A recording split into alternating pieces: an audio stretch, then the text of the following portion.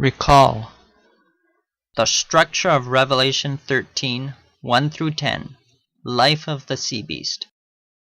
Recall the beast is the beast which had the wound by a sword and did live. Verse 14. Answer into verses 9 and 10. He that killeth with the sword must be killed with the sword. And why emphasize the sword over captivity? The beast which had the wound by a sword and did live. Verse 14.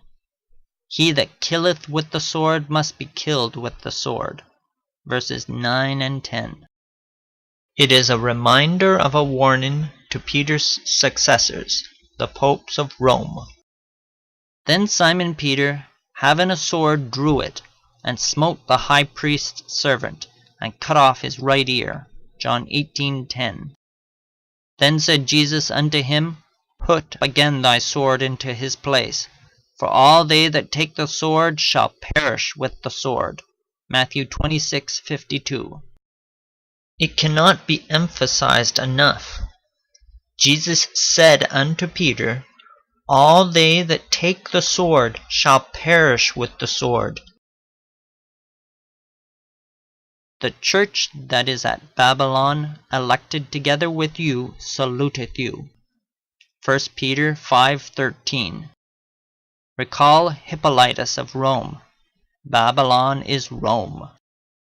Recall Eusebius. Babylon is Rome.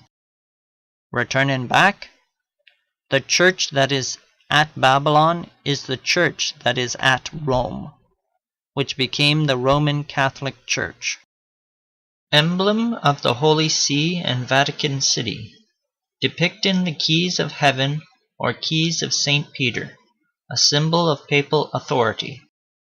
The ring of the fishermen, Latin Annulus Piscatoris, Italian Anello Piscatorio, also known as the Piscatory ring, is an official part of the regalia worn by the Pope, who is head of the Catholic Church and successor of St. Peter, who was a fisherman by trade.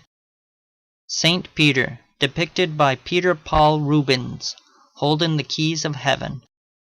True, Peter did co-found the Roman Church, but Rome has failed to heed Christ's warning to Peter, and thus suffered the consequences. He that leadeth into captivity shall go into captivity. He that killeth with the sword must be killed with the sword. Revelation 13:10. The Roman Catholic Church persecuted during the Middle Ages, and as a result, Pope Pius VI dies in exile in France.